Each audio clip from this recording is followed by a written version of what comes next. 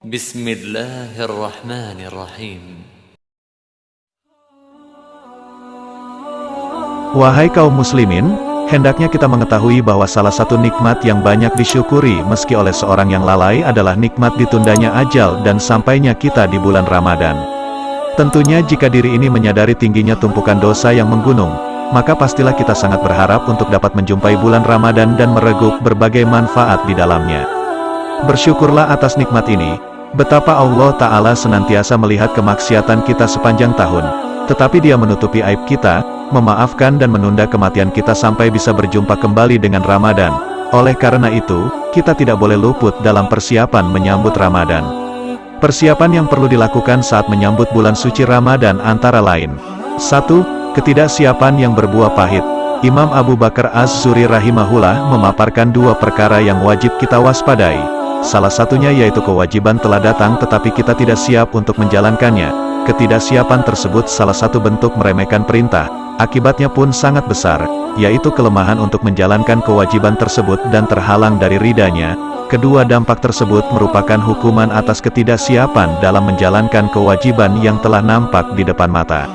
Abu Bakar Az-Zuri menyitir firman Allah Ta'ala berikut. Maka jika Allah mengembalikanmu kepada suatu golongan dari mereka, kemudian mereka minta izin kepadamu untuk keluar pergi berperang, maka katakanlah, kamu tidak boleh keluar bersamaku selama-lamanya dan tidak boleh memerangi musuh bersamaku. Sesungguhnya kamu telah rela tidak pergi berperang kali yang pertama, karena itu duduklah bersama orang-orang yang tidak ikut berperang. Renungilah ayat tersebut baik-baik. Ketahuilah, Allah Ta'ala tidak menyukai keberangkatan mereka dan Dia lemahkan mereka, karena tidak ada persiapan dan niat mereka yang tidak lurus lagi.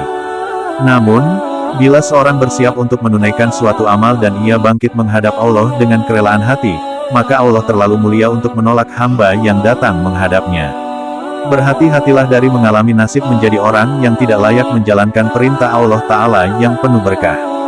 Seringnya kita mengikuti hawa nafsu, akan menyebabkan kita tertimpa hukuman berupa tertutupnya hati dari hidayah. 2. Persiapkan amal solih dalam menyambut Ramadan. Bila kita menginginkan kebebasan dari neraka di bulan Ramadan dan ingin diterima amalnya serta dihapus segala dosanya, maka harus ada bekal yang dipersiapkan. Allah Ta'ala berfirman, dan jika mereka mau berangkat, tentulah mereka menyiapkan persiapan untuk keberangkatan itu, tetapi Allah tidak menyukai keberangkatan mereka, maka Allah melemahkan keinginan mereka, dan dikatakan kepada mereka, tinggallah kamu bersama orang-orang yang tinggal itu. At-Taubah 46. Harus ada persiapan. Dengan demikian, tersingkaplah ketidakjujuran orang-orang yang tidak mempersiapkan bekal untuk berangkat menyambut Ramadan. Oleh sebab itu, dalam ayat di atas mereka dihukum dengan berbagai bentuk kelemahan dan kehinaan disebabkan keengganan mereka untuk melakukan persiapan. Sebagai persiapan menyambut Ramadan, Rasulullah memperbanyak puasa di bulan Syaban. Aisyah radhiyallahu anhu berkata, saya sama sekali belum pernah melihat Rasulullah Shallallahu alaihi wasallam berpuasa dalam satu bulan sebanyak puasa yang beliau lakukan di bulan Syaban. Di dalamnya beliau berpuasa sebulan penuh. Dalam riwayat lain, beliau berpuasa di bulan Syaban, kecuali sedikit hari. Beliau tidak terlihat lebih banyak berpuasa di satu bulan melebihi puasanya di bulan Syaban, dan beliau tidak menyempurnakan puasa sebulan penuh kecuali di bulan Ramadan.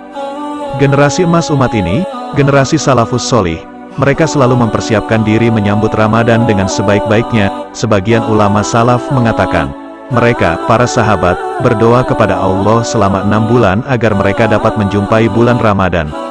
Tindakan mereka ini merupakan perwujudan kerinduan akan datangnya bulan Ramadan, permohonan dan bentuk ketawakalan mereka kepadanya. Tentunya, mereka tidak hanya berdoa, namun persiapan menyambut Ramadan mereka iringi dengan berbagai amal ibadah. Abu Bakar Al-Warraq Al-Balhi rahimahullah mengatakan, Rajab adalah bulan untuk menanam, Syaban adalah bulan untuk mengairi dan Ramadan adalah bulan untuk memanen. Sebagian ulama yang lain mengatakan, waktu setahun itu laksana sebuah pohon. Bulan Rajab adalah waktu menumbuhkan daun, Syaban adalah waktu untuk menumbuhkan dahan, dan Ramadan adalah bulan memanen, pemanennya adalah kaum mukminin. Oleh karena itu, mereka yang menghitamkan catatan amal mereka hendaklah bergegas memutihkannya dengan taubat di bulan-bulan ini, sedang mereka yang telah menyia-nyiakan umurnya dalam kelalaian, hendaklah memanfaatkan sisa umur sebaik-baiknya dengan mengerjakan ketaatan di waktu tersebut. Wahai kaum muslimin, agar buah bisa dipetik di bulan Ramadan, harus ada benih yang disemai, dan ia harus diairi sampai menghasilkan buah yang rimbun. Puasa, qiyamul lail, bersedekah, dan berbagai amal solih di bulan Rajab dan Sya'ban, semua itu untuk menanam amal solih di bulan Rajab dan diairi di bulan Sya'ban. Tujuannya agar kita bisa memanen kelezatan puasa dan beramal solih di bulan Ramadan, karena lezatnya Ramadan hanya bisa dirasakan dengan kesabaran, perjuangan, dan tidak datang begitu saja. Hari-hari Ramadan tidaklah banyak, perjalanan hari-hari itu begitu cepat, oleh sebab itu, harus ada persiapan menyambut Ramadan yang sebaik-baiknya. 3. Jangan lupa, perbarui taubat. Rasulullah Shallallahu Alaihi Wasallam bersabda, setiap keturunan Adam itu banyak melakukan dosa dan sebaik-baik orang yang berdosa adalah yang bertaubat. Taubat menunjukkan tanda totalitas seorang dalam menghadapi Ramadan. Dia ingin memasuki Ramadan tanpa adanya sekat-sekat penghalang yang akan memperkeruh perjalanan selama mengarungi Ramadan. Allah memerintahkan para hambanya untuk bertaubat, karena taubat wajib dilakukan setiap saat. Allah Ta'ala berfirman, bertaubatlah kamu sekalian kepada Allah, hai orang-orang yang beriman supaya kamu beruntung. An-Nur 31. Taubat yang dibutuhkan bukanlah seperti taubat yang sering kita kerjakan. Kita bertaubat, lidah kita mengucapkan, saya memohon ampun kepada Allah, akan tetapi hati kita lalai, akan tetapi setelah ucapan tersebut, dosa itu kembali terulang. Namun, yang dibutuhkan adalah totalitas dan kejujuran taubat. Jangan pula taubat tersebut hanya dilakukan di bulan Ramadan sementara di luar Ramadan kemaksiatan kembali digalakan.